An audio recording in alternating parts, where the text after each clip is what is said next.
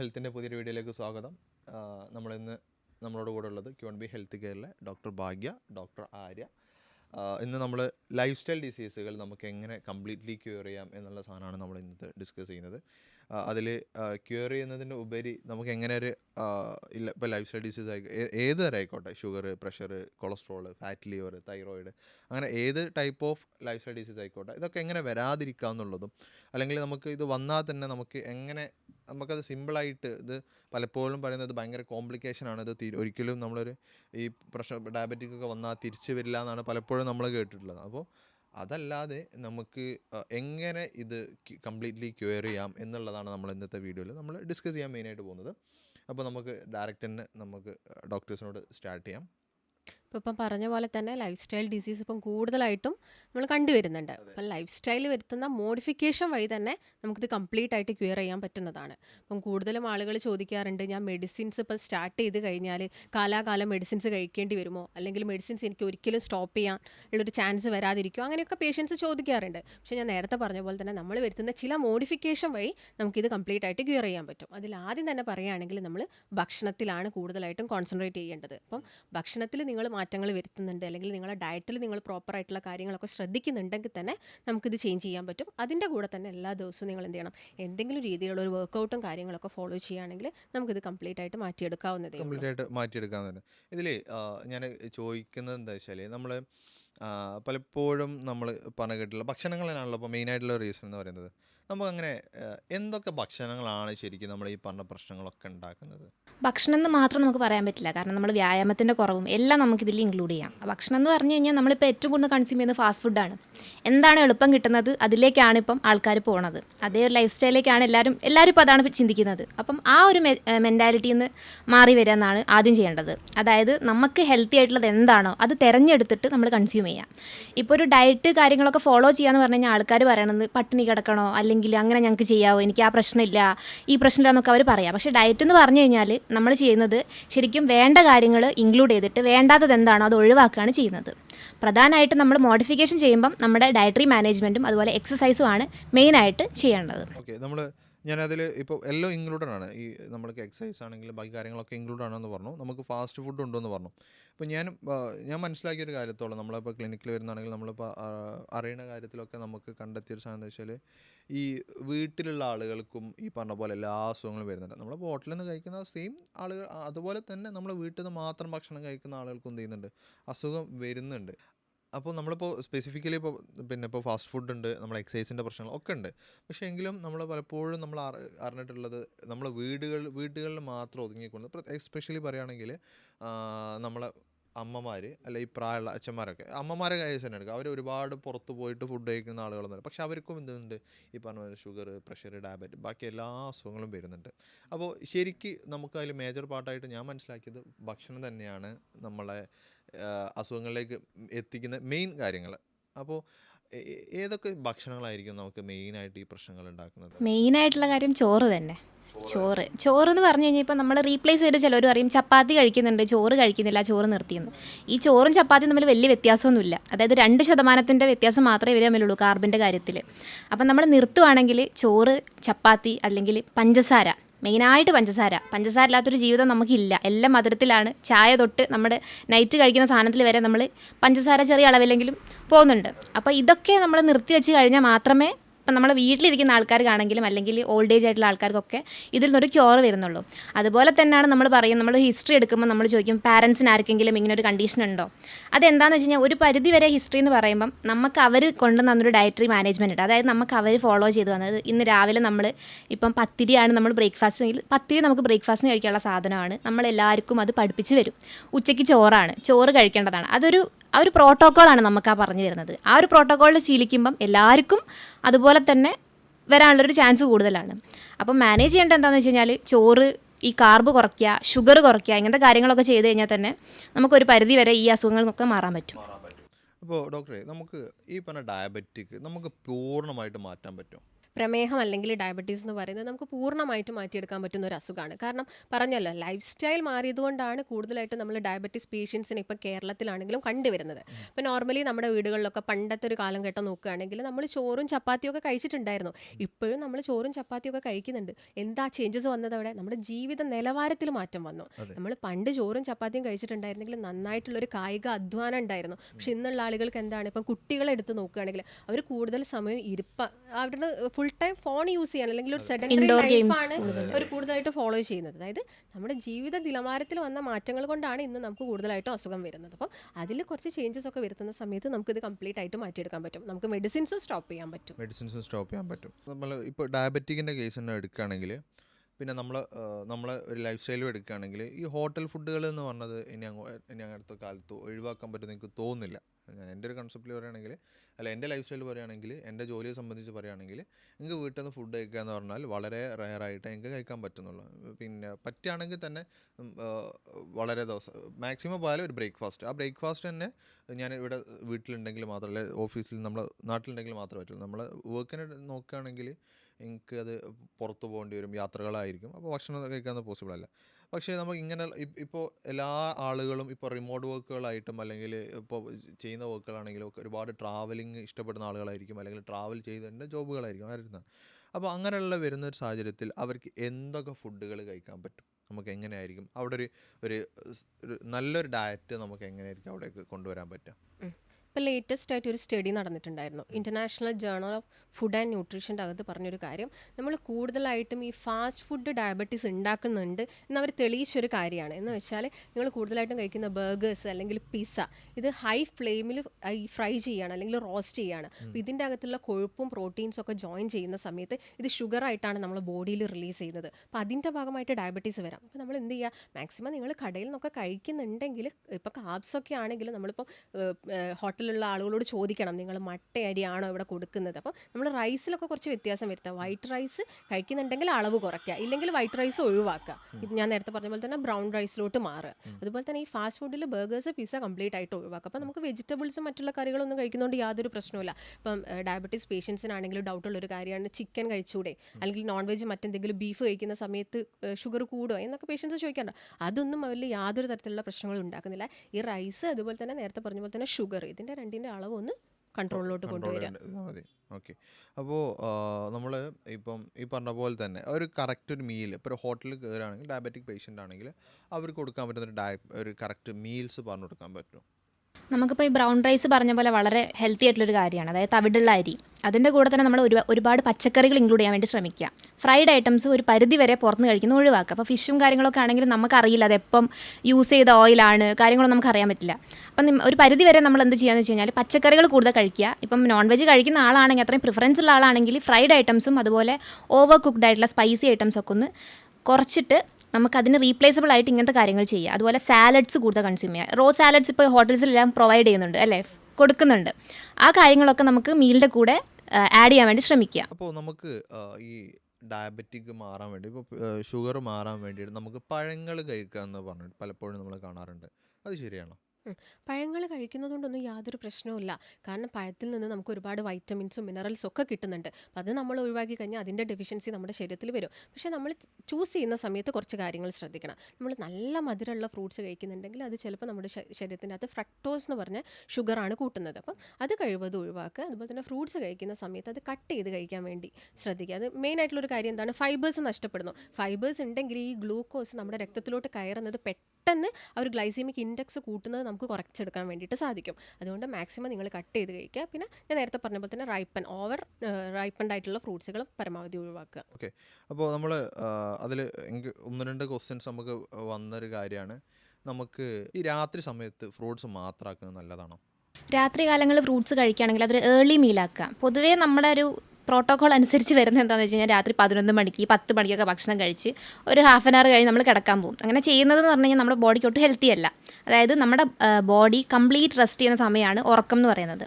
അപ്പം നമ്മൾ കിടന്നുറങ്ങുന്ന സമയത്ത് ഭക്ഷണം നല്ല ഫില്ലായിട്ട് കഴിച്ചു കഴിഞ്ഞാൽ അവിടെ ഡൈജഷൻ നടക്കാതെ നമ്മുടെ ബോഡി അവിടെ കിടന്ന് നമ്മുടെ വയറ് പണിയെടുത്തുകൊണ്ടിരിക്കുക ആ സമയത്ത്. അപ്പോൾ കഴിക്കുകയാണെങ്കിൽ ഒരു 7 മണി ആ സമയത്ത്, ഒരു 6 മണി 7 മണി സമയത്ത് കഴിക്കാം. അതും നല്ലത് എന്ന് പറയുന്നത് വേവിച്ച ഭക്ഷണം കഴിക്കുന്നതാണ് നല്ലത്. ഫ്രൂട്ട്സ് കഴിക്കുകയാണെങ്കിൽ പ്രിഫറബിളി ബിഫോർ ബോയിൽഡ് ഡയറ്റ്. അതാണ് ഏറ്റവും നല്ലത്. ഭക്ഷണത്തിന് മുമ്പേ ഫ്രൂട്ട്സ് കഴിക്കുന്നതാണ് നല്ലത് പൊതുവെ. അപ്പോൾ അല്ല അതിൽ ഒന്നുകൂടി സ്പെസിഫിക്കലി ചോദിക്കുകയാണെങ്കിൽ നമ്മൾ രാത്രി ഫ്രൂട്ട്സ് മാത്രമാക്കി കഴിക്കുന്ന പല ആളുകളുണ്ട്. ഡയറ്റിലാണ്, എനിക്ക് ഫുഡൊന്നും വേണ്ട എന്ന് പറഞ്ഞിട്ട് രാത്രി ഫ്രൂട്ട്സ് മാത്രം കഴിക്കുന്ന ആളുകളുണ്ട്. അപ്പോൾ അവരോട് എന്താണ് പറയാനുള്ളത്? അവർക്കാണെങ്കിലും യാതൊരു പ്രശ്നവുമില്ല. ഒരു നേരത്തെ ഭക്ഷണമായിട്ട് നമുക്ക് ഫ്രൂട്ട്സ് എടുക്കാം. വേറെ മീൽസ് ഒന്നും അതിൻ്റെ കൂടെ ഇൻക്ലൂഡ് ചെയ്യാതിരിക്കുക. അപ്പോൾ ഒരു നേരം മാത്രം ഫ്രൂട്ട്സ് കഴിക്കുന്ന സമയത്തും നിങ്ങൾ ഉറങ്ങുന്നതിൻ്റെ ഒരു 3 മണിക്കൂർ മുമ്പായിട്ട് കഴിക്കണം. നേരത്തെ ഡോക്ടർ പറഞ്ഞ പോലെ തന്നെ നമ്മൾ ഉറങ്ങി കഴിയുന്ന സമയത്താണ് നമ്മുടെ ഇമ്മ്യൂൺ സിസ്റ്റം ഒക്കെ അവിടെ റെസ്റ്റ് എടുക്കുന്നത്. അപ്പം ഈ ഒരു ഇമ്മ്യൂൺ സിസ്റ്റത്തിനെ ഓവറായിട്ട് വല്ലാതെ അതിനെ ഇറിറ്റേറ്റ് ചെയ്യുന്ന ഒരു കാര്യമാണ് ഇൻസുലിൻ എന്ന് പറയുന്നത്. നിങ്ങൾ രാത്രി നല്ല മധുരമുള്ള ഫ്രൂട്ട്സോ അല്ലെങ്കിൽ മറ്റെന്തെങ്കിലും ഭക്ഷണം കഴിക്കുന്ന സമയത്ത് പെട്ടെന്ന് ഇൻസുലിൻ കൂടുകയാണ് ചെയ്യുന്നത്. ഇൻസുലിൻ കൂടുന്ന സമയത്ത് ഇമ്മ്യൂൺ സിസ്റ്റം വീക്ക് ആവുന്നു. അതുകൊണ്ട് നിങ്ങൾ എന്ത് ചെയ്യുക, ഉറങ്ങുന്നതിൻ്റെ ഒരു 3 മണിക്കൂർ മുമ്പായിട്ട് ഒരു നേരത്തെ ഭക്ഷണമായിട്ട് നമുക്ക് ഫ്രൂട്ട്സ് എടുക്കാം. യാതൊരു പ്രശ്നവുമില്ല. ഓവർ റൈപ്പൻഡ് ആവരുത്, നല്ല മധുരമുള്ള ഫ്രൂട്ട്സ് ആവരുത്. ഓക്കെ. അപ്പോൾ ഈ ഫ്രൂട്ട്സ് ജ്യൂസ് ആക്കി കഴിക്കുന്നതോ? ഫ്രൂട്ട്സ് ജ്യൂസാക്കി കഴിക്കുന്ന സമയത്ത് നാരുകൾ നഷ്ടപ്പെടുന്നു. പിന്നെ എന്തിനാണ് ഫ്രൂട്ട്സ് കഴിക്കുന്നത്? യാതൊരു ഗുണവുമില്ല. അതുകൊണ്ട് ഫ്രൂട്ട്സ് എന്ത് ചെയ്യുക, കട്ട് ചെയ്ത് കഴിക്കുക. ജ്യൂസ് ആക്കുന്നത് കഴിവതും ഒഴിവാക്കുക. ഓക്കെ. അതിൽ പിന്നെ നമുക്കിപ്പോൾ അടുത്ത് കണ്ടൊരു കാര്യമാണ്, നമ്മൾ ഈ ഫ്രൂട്ട്സ് സ്ഥിരമായിട്ട് നമ്മൾ രാത്രി ഫ്രൂട്ട്സ് മാത്രം കഴിക്കുന്ന ആളുകളാണെങ്കിൽ അത് അവരെ ഫാറ്റി ലിവറിലേക്ക് ലീഡ് ചെയ്യുന്നുണ്ട് എന്നുള്ളത് കേട്ടിട്ടുണ്ട്. അത് ശരിയാണോ? മോസ്റ്റ് പ്രോബബ്ലി എനിക്ക് തോന്നുന്നത് അവർ ഭക്ഷണം കഴിച്ചതിന് ശേഷമായിരിക്കും ഫ്രൂട്ട്സ് കഴിക്കുന്നുണ്ടാവുക. അല്ലെങ്കിൽ നല്ല മധുരമുള്ള ഫ്രൂട്ട്സ് കുറേ കട്ട് ചെയ്ത് കഴിക്കുന്നുണ്ടായിരിക്കും. എല്ലാത്തിനും അതിൻ്റെ ലിമിറ്റഡ് ആയിട്ടുള്ള ഒരു ക്വാണ്ടിറ്റി ഉണ്ട്. നമ്മൾ ആ ക്വാണ്ടിറ്റിയിൽ ഫൈബേഴ്സ് കൂടുതലുള്ള ഫ്രൂട്ട്സ് കഴിക്കുകയാണെങ്കിൽ നമുക്ക് ഫാറ്റി ലിവർ ഒന്നും വരില്ല. നമ്മൾ ഉറങ്ങാൻ ഏറ്റവും പറ്റിയ സമയം ഏതാണ്? രാത്രി 10 മണി തൊട്ട് 6 മണി വരെയാണ് നമ്മൾ യൂഷ്വലി പറയാറുള്ളത്. അതായത് ഒരു 7 തൊട്ട് 8 മണിക്കൂർ വരെ നമുക്ക് ഉറങ്ങണം എന്നാണ് നമ്മൾ സയൻറ്റിഫിക്കലി പറയുക. ഇന്നത് അത്രയും പോസിബിൾ ആയിട്ടുള്ള കാര്യമല്ല. എല്ലാവരും ചെയ്യണം എന്താണെന്ന് വെച്ച് കഴിഞ്ഞാൽ ഒരു 10 മണി ആകുമ്പോഴാണ് പലരും വീടുകളിൽ പോലും എത്തുന്നത്. അപ്പം ഉറങ്ങുന്നത് പറഞ്ഞു കഴിഞ്ഞാൽ ഒരു 12 മണി 3 മണി ഈ റേഞ്ചിനുള്ളിലാണ് ആൾക്കാർ ഉറങ്ങുക. നമുക്ക് ഏറ്റവും കൂടുതൽ ഹോർമോണൽ ആക്ടിവിറ്റീസ് നടക്കുന്ന സമയമാണ് ഈ 11 മണി 1 മണി ഈ ഇടയ്ക്കുള്ള സമയം. അപ്പം നമുക്ക് ഈ സമയങ്ങളിൽ ഉറങ്ങുന്നത് നമ്മുടെ കോർട്ടിസോൾ ലെവലും സ്ട്രെസ് ഹോർമോൺ ലെവലും ഒക്കെ കുറയ്ക്കുകയാണ് ചെയ്യുക. അപ്പം ഇത് ഫോളോ ചെയ്യാത്ത ഒരാളെന്ന് പറഞ്ഞു കഴിഞ്ഞാൽ അയാൾക്ക് ഒരുപാട് അസുഖങ്ങൾ ഫോളോഡ് ആയിട്ട് വരുന്നുണ്ട്. ഒരുപാട് അസുഖങ്ങൾ, സ്ട്രോക്ക് പോലെ, ഹൈപ്പർ ടെൻഷൻ പോലെ, എന്താ പറയുക, ക്യാൻസേഴ്സ് വരെ നമുക്ക് ഉറക്കമില്ലാത്തതുകൊണ്ട് വരുന്നുണ്ട്. പിന്നെയെന്ന് പറഞ്ഞു കഴിഞ്ഞാൽ ഇതും ഒരു സെഡൻഡറി ലൈഫ് സ്റ്റൈൽ ആണല്ലോ എല്ലാം ഇതിന് ഫോളോ ചെയ്ത് വരുന്നത്. സ്ഥിരമായിട്ട് രാത്രി 12 മണിക്ക് ശേഷം ഉറങ്ങുന്ന ആളുകളോട് ഡോക്ടർക്ക് എന്താ പറയാനുള്ളത്? പറയാനുള്ള ഒരു കാര്യമുള്ളൂ, അങ്ങനെ ചെയ്യുന്ന ആൾക്കാർക്ക് പെട്ടെന്ന് തന്നെ വയസ്സാവാണ് നിങ്ങൾക്ക് ചെയ്യുന്നത്. ഒരു 35 വയസ്സാകുമ്പോഴത്തേനും നിങ്ങൾ നല്ലൊരു രോഗിയായിട്ടുണ്ടാവും. ഒരുപാട് മെഡിസിൻസ് ഒക്കെ എടുത്ത് നമുക്ക് ആ ഒരു രീതിയിൽ തന്നെ നിങ്ങൾ പോകുന്നൊരു സ്റ്റേറ്റാണ് കാണുന്നത്. അതായത് നിങ്ങളുടെ ഹാർട്ട് ഹെൽത്ത്, അതിൻ്റെ കാര്യം പറയണ്ട. ആ ഭാഗത്തേക്ക് പോകുമ്പോൾ നമുക്ക് ഹാർട്ട് അറ്റാക്ക് വരാം, BP എല്ലാം ഫ്ലക്ച്വേഷൻസ് ആവാം. പിന്നെ പറയുകയാണെങ്കിൽ ക്യാൻസേഴ്സ് വരെ വരാം. പിന്നെന്താ, ഒബേസിറ്റി വന്നു കഴിഞ്ഞാൽ ഫോളോഡ് ആയിട്ട് ഫാറ്റി ലിവർ പോലുള്ള കാര്യങ്ങൾ, അതുപോലെ യൂറിക് ആസിഡ് കൂടുക, കിഡ്നി ഫംഗ്ഷനിങ്ങിലൊക്കെ പ്രോബ്ലംസ് വരിക, പിന്നെന്താണ് നമുക്ക് സെക്ഷൽ പ്രോബ്ലംസ് വരിക, അങ്ങനെ ഒരുപാട് കാര്യങ്ങളുണ്ട്. അപ്പം ഏർലി ഏജിങ് ആണ് നേരത്തെ അങ്ങനെ ചെയ്യുന്ന ആൾക്കാർക്ക് സംഭവിക്കാൻ പോകുന്ന ഏറ്റവും പോയിൻ്റ് ആയിട്ടുള്ള കാര്യം. അപ്പോൾ എല്ലാവരും ഒന്ന് ശ്രദ്ധിക്കുക. രാത്രി 12 ശേഷം സ്ഥിരമായിട്ട് ഉറങ്ങുന്ന എന്നെ പോലുള്ള ആളുകളോട് ഡോക്ടർ അത്രയും നല്ലൊരു അഡ്വൈസാണ് ഇത് തന്നിട്ടുള്ളത്. പിന്നെ കാരണം നമ്മൾ ചില സമയത്ത് നമ്മൾ ഈ പറഞ്ഞ പോലെ ലേറ്റ് ആവാറുണ്ട്. എന്നാലും പരമാവധി നമ്മൾ നേരത്തെ കിടന്ന് ഉറങ്ങാനും കാര്യങ്ങളൊക്കെ ശ്രമിക്കുക എന്നുള്ളതാണ്. ഇനി അങ്ങോട്ടുള്ള ലൈഫൊക്കെ നോക്കുന്ന സമയത്ത് സമയം കൂടി വരും. കാര്യം ഇപ്പോൾ പ്രായ വ്യത്യാസം ഇല്ലാണ്ടാണ് ആൾക്കാർക്ക് ഇങ്ങനത്തെ അസുഖങ്ങളൊക്കെ വരുന്നത്. ചെറിയ കുട്ടികളിൽ പോലും ഷുഗർ കാണുന്നുണ്ട്. ഇപ്പോൾ അങ്ങനെ പറയുന്ന സമയത്ത് ഡോക്ടറെ എക്സ്പീരിയൻസിൽ ക്ലിനിക്കിൽ വന്നിട്ടുള്ള ഈ പറഞ്ഞ പോലെ അസുഖങ്ങൾ എങ്ങനെയായിരുന്നു? ഇപ്പോൾ നമ്മൾ പറഞ്ഞുകൊണ്ടിരിക്കുന്നത് ഡയബറ്റീസിനെ കുറിച്ചിട്ടാണല്ലോ. ഇപ്പം കഴിഞ്ഞ ആഴ്ച ഒരു പേഷ്യൻ്റ് വന്നിട്ടുണ്ടായിരുന്നു. ഒരു കുട്ടിയായിരുന്നു, 10ാം ക്ലാസ് പഠിക്കുകയാണ്. അപ്പം 10ാം ക്ലാസ്സിൽ എത്തിയതിന് ശേഷം ഇവൻ നന്നായിട്ട് വണ്ണം വെച്ച് പോകുന്നുണ്ട്. അതുപോലെ തന്നെ പഠനത്തിൽ ഭയങ്കര കോൺസെൻട്രേഷൻ കുറവാണ്. അപ്പോൾ ഈ സമയത്തൊന്ന് അവർ ജസ്റ്റ് ഒന്ന് ബ്ലഡ് ടെസ്റ്റ് ചെയ്തതാണ്. ഒരു ഡോക്ടറിൻ്റെ നിർദ്ദേശപ്രകാരം ബ്ലഡ് ടെസ്റ്റ് ചെയ്തു. അതിൽ കാണിക്കുന്നത് ഫാസ്റ്റിങ്ങിൽ അത്യാവശ്യം നല്ല രീതിയിൽ തന്നെ ഷുഗർ കാണിക്കുന്നുണ്ട്. അതായത് 10ാം ക്ലാസ് പഠിക്കുന്ന ഒരു പയ്യനാണ് ഇപ്പം ഷുഗർ വന്നിരിക്കുന്നത്. എന്തുകൊണ്ടാണ്? ലൈഫ് സ്റ്റൈൽ ചേഞ്ചസ് ആണ്. ഇപ്പോൾ ഒരുപാട് ജീവിത നിലവാരം ഉയർന്നു. ഇപ്പം നമ്മൾ കുട്ടികളെ ആണെങ്കിലും പുറത്ത് കളിക്കാനോ ഒന്നിനും വിടുന്നില്ല. 24 മണിക്കൂർ അവരൊരു ഫോൺ പിടിച്ചിരിക്കുകയാണ്. പിന്നെ വൈകുന്നേരമൊക്കെ ക്ലാസ് വിട്ട് കഴിഞ്ഞാൽ നമ്മൾ അവരെ ഫുഡ് കുത്തി തീറ്റിപ്പിക്കുകയാണ്. അവർക്ക് ഇത്ര മിനിമമായിട്ട് കുറച്ചൊരു ഭക്ഷണം മാത്രം മതി. പക്ഷേ വീട്ടിലെ പാരൻസ് ഒന്നും കഴിക്കുന്നില്ല എന്ന് പറഞ്ഞാൽ നന്നായിട്ട് ഭക്ഷണം കഴിപ്പിക്കുകയാണ്. അപ്പം അവരുടെ വീട് നോക്കുകയാണെങ്കിലും അവരുടെ പാരൻസ് ആണെങ്കിലും അത്യാവശ്യം വണ്ണമുള്ള ഒരു ഫാമിലിയാണ്. കുട്ടിക്കാണെങ്കിലും അത്യാവശ്യം വണ്ണുണ്ട്. അപ്പം ഇപ്പോഴത്തെ ഒരു ജീവിത നിലവാരമൊക്കെ മെച്ചപ്പെട്ടതിൻ്റെ ഭാഗമായിട്ട് ഇന്ന് കുട്ടികളിലും ചെറിയ പ്രായത്തിൽ തന്നെ ഡയബറ്റീസ് പോലുള്ള അസുഖങ്ങൾ വരികയാണ്. അവൻ ആ ഡയബറ്റീസ് ആ ഒരു പ്രായത്തിൽ അത് ക്യൂർ ചെയ്യുന്നില്ലെങ്കിൽ ഫ്യൂച്ചറിൽ ഈ പറഞ്ഞ പോലെ തന്നെ ഫാറ്റി ലിവർ പോലുള്ള പ്രശ്നങ്ങളൊക്കെ വരാം, കോംപ്ലിക്കേഷൻസ് ഒരുപാട് വരാം. അപ്പം എന്താണെങ്കിലും അതൊക്കെ ഒന്ന് ശ്രദ്ധിക്കുക ആളുകൾ. അപ്പോൾ നമ്മളിപ്പം ഉറക്കത്തിൻ്റെ നമ്മൾ പറഞ്ഞു. ഇപ്പോൾ ഡയബറ്റിക് സിമ്പിളായിട്ട് ക്യൂർ ചെയ്യാനുള്ള മെത്തേഡ്സ് എന്തൊക്കെയാണ്? ഡയറ്റ് പ്ലസ് എക്സസൈസ് ആണ് നമ്മൾ മെയിനായിട്ട് പറയുന്നത്. മെഡിസിൻ എന്ന് പറയുന്ന ഒരു തേർഡ് ഓപ്ഷൻ ആയിട്ടാണ് നമ്മൾ പേഷ്യൻസിനോട് തന്നെ പറയുന്നത്. അപ്പോൾ ഓൾറെഡി മെഡിക്കേഷൻസ് ഒക്കെ എടുത്ത പേഷ്യൻസ് ആണെങ്കിൽ നമ്മൾ അവരോട് സ്റ്റോപ്പ് ചെയ്യാൻ പറയില്ല. നമ്മുടെ ഡയറ്ററി മാനേജ്മെൻറ്റിലൂടെയും അതുപോലെ തന്നെ പ്രോപ്പറായിട്ടുള്ള എക്സസൈസ് വർക്കൗട്ടിലൂടെയൊക്കെ നമ്മളത് നോർമലാക്കി കൊടുക്കുന്നു. അപ്പോൾ നിങ്ങളിപ്പോൾ ഒരുപാട് ക്ലിനിക്കൽ എക്സ്പീരിയൻസ് ഉള്ള ആളുകളാണ് ഇപ്പോൾ നിങ്ങൾ രണ്ടുപേരും. അപ്പോൾ ഇപ്പോൾ നിങ്ങളുടെ അടുത്ത് ഒരുപാട് ഡയബറ്റിക് പേഷ്യൻ്റ് വന്നിട്ടുള്ളതിൽ നിങ്ങൾക്ക് എത്ര ദിവസം കൊണ്ടായിരിക്കും ഒരു ഡയബറ്റിക് പേഷ്യൻറ്റിന് അത് ക്യൂർ ചെയ്തിട്ട് മെഡിസിൻ ഒഴിവാക്കുന്ന ഒരു സിറ്റുവേഷനിലേക്ക് എത്തിയിട്ടുള്ളത്? ഇപ്പോൾ അത് പറഞ്ഞപ്പോഴാണ് ലാസ്റ്റ് മന്ത് 2 പേഷ്യൻസ് വന്നിട്ടുണ്ടായിരുന്നു. ഹസ്ബൻഡ് ആൻഡ് വൈഫായിരുന്നു. രണ്ടുപേരും ഡയബറ്റിക് ആണ്. പാരമ്പര്യമായിട്ട് അവരുടെ ഫാമിലിയിൽ ഫാദേഴ്സിനൊക്കെ ഇതുണ്ടായിരുന്നു. അപ്പോൾ അവർ രണ്ടുപേരും മെഡിക്കേഷൻസ് എടുത്തു. ഞാൻ കറക്റ്റായിട്ടുള്ള ഡയറ്റ് നമ്മൾ കൊടുത്തു. നമ്മൾ കറക്റ്റായിട്ട് ഇത് മോണിറ്റർ ചെയ്തു. ഒരു 1 മന്ത് മോണിറ്റർ ചെയ്തു. ഈ സമയത്ത് സംഭവിച്ചത് ഹസ്ബൻഡ് നല്ല കറക്റ്റായിട്ട് ആൾ ഡയറ്റ് എടുത്തു, മെഡിക്കേഷൻസ് ഒക്കെ കഴിച്ചു, നന്നായിട്ട് എക്സസൈസ് ഒക്കെ ചെയ്തു. എന്നിട്ട് ആളുടെ ഈ ഒരു ഫാസ്റ്റിംഗ് ബ്ലഡ് ഷുഗർ എന്ന് പറഞ്ഞാൽ നല്ലൊരു നോർമൽ റേഞ്ചിലോട്ട് വന്നു. എന്നാൽ വൈഫ് എന്ന് പറയുന്ന സമയത്ത് ആൾ മെഡിക്കേഷൻസ് മാത്രം കഴിച്ചിരുന്നു, എക്സസൈസ് ചെയ്തില്ല, ഡയറ്റ് ഫോളോ ചെയ്തില്ല. അവരിൽ വലിയ ചേഞ്ചസ് ഒന്നും വന്നില്ല. അപ്പം ആ ഒരു ഹസ്ബൻഡിന് നമുക്ക് 1 മന്ത് കൊണ്ട് തന്നെ നല്ലൊരു അതിൽ ചേഞ്ചസ് കണ്ടു. അതായത് 190 ഫാസ്റ്റിങ്ങിൽ നിന്നത് ഒരു 140 വന്നു. ആൾ കറക്റ്റായിട്ട് നമ്മൾ, കാരണം മെഡിക്കേഷൻസ് കൊണ്ട് മാത്രം നമുക്ക് ഈ ഒരു ഡയബറ്റീസിനെ നോർമലാക്കാൻ സാധിക്കില്ല എന്നാണ് ഇതിൽ നിന്ന് നമുക്ക് മനസ്സിലാക്കാൻ സാധിച്ചത്. കാരണം ഡയറ്റും എടുത്തു പ്ലസ് എക്സസൈസും ആൾ കൃത്യമായിട്ട് ചെയ്തു. അപ്പോൾ ഡോക്ടർക്കും ഇപ്പോൾ ഒരുപാട് പേഷ്യൻസ് വന്നിട്ടുണ്ടാവും. എങ്ങനെയായിരിക്കും ഒരു എക്സ്പീരിയൻസ്? ഞാൻ നാച്ചുറോപ്പതി ഡോക്ടറാണെന്ന് അറിയാമല്ലോ. അപ്പോൾ മെയിനായിട്ട് നമ്മൾ ഫോളോ ചെയ്ത ഡയറ്റും എക്സസൈസും തന്നെയാണ്. അതായത് അവർക്ക് 5 നേരം കൊടുക്കേണ്ട ഭക്ഷണം അതേപോലെ കൊടുത്തിട്ടാണ് ഞാൻ മോണിറ്റർ ചെയ്തത്. അതായത് രാവിലെ അവരോട് ഫ്രൂട്ട്സ് കാര്യങ്ങളൊക്കെ ഒന്ന് കൺസ്യൂം ചെയ്യാൻ വേണ്ടി പറഞ്ഞു. അവർക്ക് ഒഴിവാക്കേണ്ട ഫ്രൂട്ട്സ് പറഞ്ഞാൽ ചിക്കു പോലുള്ള മധുരം കൂടിയ ഫ്രൂട്ട്സുകളൊക്കെ നമ്മൾ കട്ട് ചെയ്തിട്ട് പകരം പേരയ്ക്ക കാര്യങ്ങളൊക്കെ കയറ്റി അങ്ങനെയാണ് നമ്മൾ മോണിറ്റർ ചെയ്തുകൊണ്ടിരുന്നത്. അതുപോലെ ലഞ്ചിനാണെങ്കിലും ചോറ് കുറച്ചിട്ട് പച്ചക്കറി കൂടുതൽ എടുത്തിട്ടും സാലഡ്സ് ഇൻക്ലൂഡ് ചെയ്തിട്ടുമാണ് ഡയറ്റ് കൊടുത്തിട്ടുണ്ടായത്. അവർക്ക് ഇതുപോലെ തന്നെ ഷുഗർ ലെവൽ മോണിറ്റർ ചെയ്തപ്പം ഒരു 1 മന്ത് എടുത്തില്ല, ഒരു 2 വീക്സ് കൊണ്ട് തന്നെ അവർക്ക് നല്ല മാറ്റം ഉണ്ടായിട്ടുണ്ടെന്നാണ് പറഞ്ഞത്. രണ്ടാമത് വന്നപ്പോൾ അവർക്ക് ഭയങ്കര ഹാപ്പി ആയിട്ട് അവർ സംസാരിച്ചത്. കാരണം അവർക്ക് കഴിക്കാൻ പറ്റുന്ന എല്ലാം കഴിക്കാൻ പറ്റി, അവർക്കൊന്നും ഒഴിവാക്കേണ്ടി വന്നിട്ടില്ല, എക്സസൈസൊക്കെ അത്രയും നോർമലായിട്ട് ചെയ്യാൻ പറ്റി എന്നൊക്കെ പറഞ്ഞപ്പോൾ അവർ ഭയങ്കര ഹാപ്പി ആയിരുന്നു അവർ. എന്തുകൊണ്ടാണ് ഡോക്ടറെ നമുക്ക് തേങ്ങ ദിവസവും കഴിക്കണം എന്ന് പറയുന്നത്? തേങ്ങ ദിവസം കഴിക്കാൻ വേണ്ടി പറയുന്നത് തേങ്ങേൻ്റെ അകത്ത് കാൽഷ്യം ഒക്കെ കൂടുതലാണ്. അപ്പോൾ നമ്മുടെ ബോഡിയിലൊക്കെ നോക്കുന്ന സമയത്ത് ഇപ്പോൾ ഡയബറ്റീസ് പേഷ്യൻസിനാണെങ്കിലും അവർക്ക് നെർവിൻ്റെ ഡാമേജ് അല്ലെങ്കിൽ എപ്പോഴും കാലിന് വേദന, അതൊക്കെ അവർ വളരെ കോമൺ ആയിട്ട് പറയാറുണ്ട്. അതുപോലെ തന്നെ നമ്മുടെ വിശപ്പിനെ കൺട്രോൾ ചെയ്യാൻ പറ്റിയ ഒരു ഫുഡ് ഐറ്റം കൂടിയാണ് കോക്കനട്ട് എന്ന് പറയുന്നത്. അപ്പോൾ നമ്മൾ കോക്കനട്ട് വെറുതെ ചുമ്മാ ചിരകിയിട്ടൊക്കെ നിങ്ങൾ കഴിക്കുന്നത് നന്നായിരിക്കും.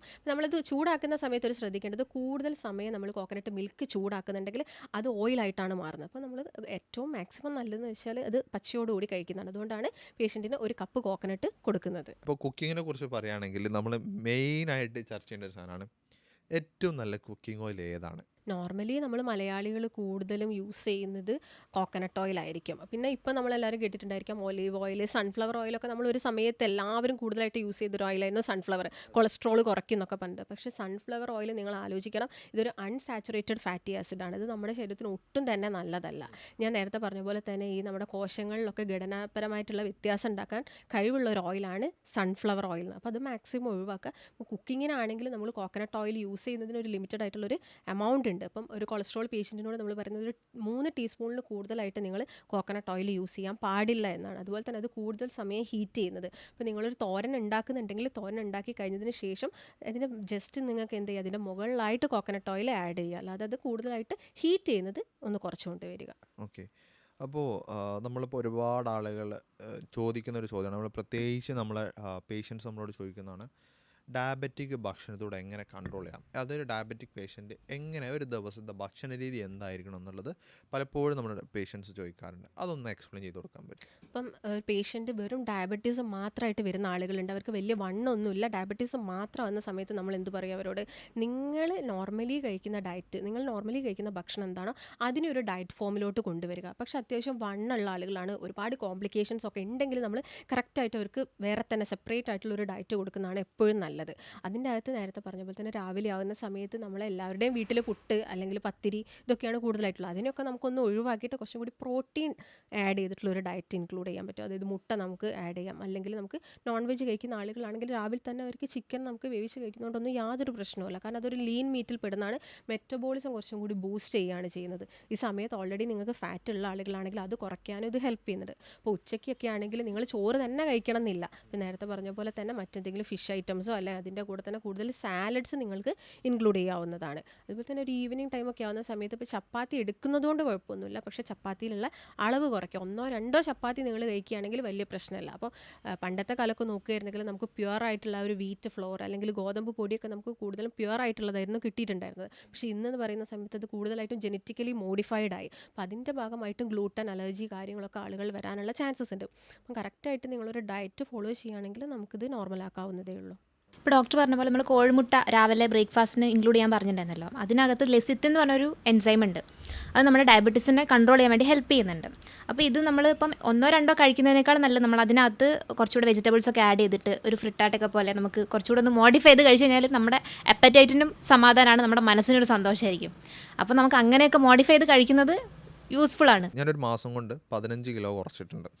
അപ്പോൾ ഞാൻ ഒന്നും ചെയ്തിട്ടില്ല. ഞാൻ നോർമലി വർക്കൗട്ട് ചെയ്യുന്ന ആളല്ല എങ്കിലും ഞാൻ ഈ സമയത്ത് ഞാൻ വർക്കൗട്ട് ചെയ്തിട്ടില്ല.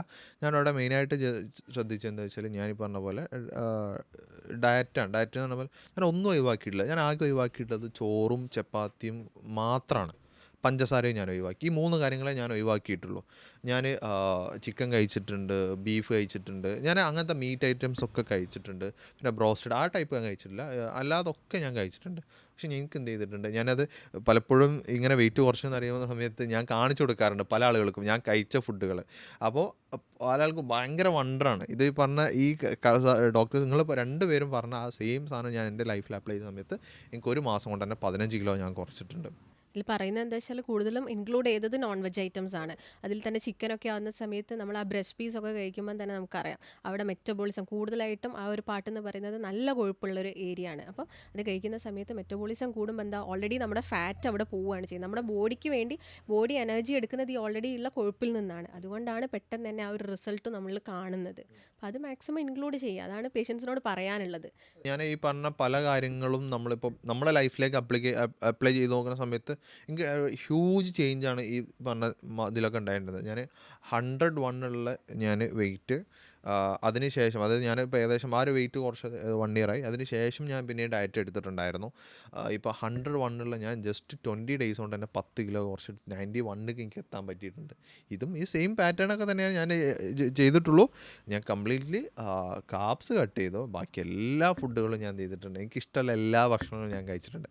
അപ്പോൾ നിങ്ങളോട് പറയാനുള്ള പ്രത്യേകിച്ചൊരു കാര്യമാണ്, നിങ്ങൾക്ക് ഭക്ഷണം ഒഴിവാക്കുകയല്ല വേണ്ട. ഈ പറഞ്ഞ പോലെ എന്ത് അസുഖമാണെങ്കിലും ഭക്ഷണമൊന്നും ഒഴിവാക്കേണ്ട ആവശ്യമില്ല. പക്ഷേ നിങ്ങളത് കൺട്രോൾ ചെയ്യുക. അതിനൊരു വേണ്ടതും വേണ്ടാത്തതും തരംതിരിച്ച് ഉപയോഗിക്കുക. അതെ നമ്മൾ ഒരു എക്കോസിസ്റ്റം സെറ്റ് ചെയ്തിട്ട് നമുക്ക് ഇഷ്ടമുള്ള കഴിക്കാം. ഇപ്പോൾ ഞാൻ ഫസ്റ്റിലൊക്കെ എൻ്റെ ഡയറ്റ് സ്റ്റാർട്ട് ചെയ്യുന്ന സമയത്ത് നമ്മളെപ്പോഴും കേൾക്കുന്നൊരു കാര്യമാണ്, വീട്ടുകാർക്കൊക്കെ പ്രശ്നമാണ് വീട്ടിൽ നിൽക്കുന്നത് കൊണ്ട് ഫുഡ് ഉണ്ടാക്കാൻ പറ്റുന്നില്ല.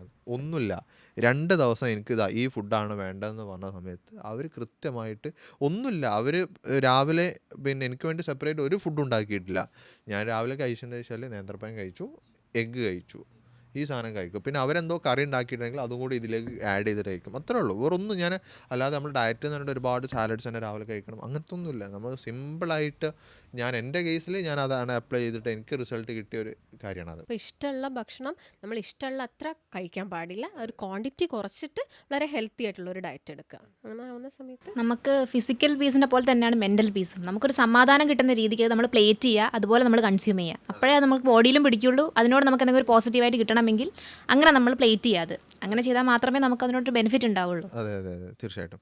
ഇപ്പോൾ നമ്മൾ ഇത്രയും ഡിസ്കസ് ചെയ്തതിൽ നമുക്കിപ്പോൾ ഡയബറ്റിക്കിൻ്റെ കേസിലാണെങ്കിലും എല്ലാ കാര്യത്തിനാണെങ്കിലും ഇപ്പോൾ ഷുഗർ അല്ലെങ്കിൽ പഞ്ചസാര ആണല്ലോ നമുക്ക് ഒരു പ്രശ്നങ്ങൾ ഉണ്ടാക്കുന്നത്. അപ്പോൾ ഒരു 14 ദിവസം നമ്മൾ പഞ്ചസാര ഒഴിവാക്കിയ സമയത്ത് നമ്മൾ കണ്ടതെന്താ വെച്ചാൽ എൻ്റെ മുഖത്തുള്ള പിഗ്മെൻറ്റേഷൻസ് പോയി. പിന്നെ അതുപോലെ തന്നെ നമ്മൾ ഈ ബ്ലാക്ക് ആയിരുന്നു, എൻ്റെ മുഖത്ത് ഭയങ്കരമായിട്ട് ബ്ലാക്ക് ഉണ്ടായിരുന്നു. അപ്പോൾ ഇപ്പോൾ നല്ലപോലെ കുറഞ്ഞിട്ടുണ്ട്.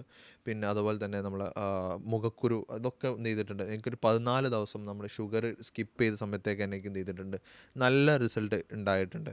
അപ്പോൾ നമ്മളിപ്പം ഇപ്പോൾ ടീനേജേഴ്സിൻ്റെ പ്രശ്നങ്ങളാണല്ലോ ഈ മുഖക്കുരു, പിന്നെ അതുപോലെ തന്നെ എന്താ പറയുക, ഈ സൈഡിൽ കറുപ്പ് വരിക, കഴുത്തിൽ കറുപ്പ് വരിക, പിഗ്മെൻറ്റേഷൻ വരിക എന്നോ പറഞ്ഞിട്ട് പലപ്പോഴും നമ്മുടെ ടീനേജേഴ്സ് കംപ്ലൈൻറ്റ് ചെയ്യാറുണ്ട്. അപ്പോൾ അവർക്കും ഞാൻ ഞാൻ എൻ്റെ പേഴ്സണലി നമ്മളെപ്പോഴും അവരോട് പിന്നെ ഒരു സജഷൻ കൊടുക്കാനുള്ള വെച്ചാൽ ഡയറ്റ് അല്ലെങ്കിൽ ഷുഗർ കട്ട് ചെയ്യുക, പഞ്ചസാര മാത്രം, ബാക്കി എന്തും കഴിച്ചോട്ടെ അവർ.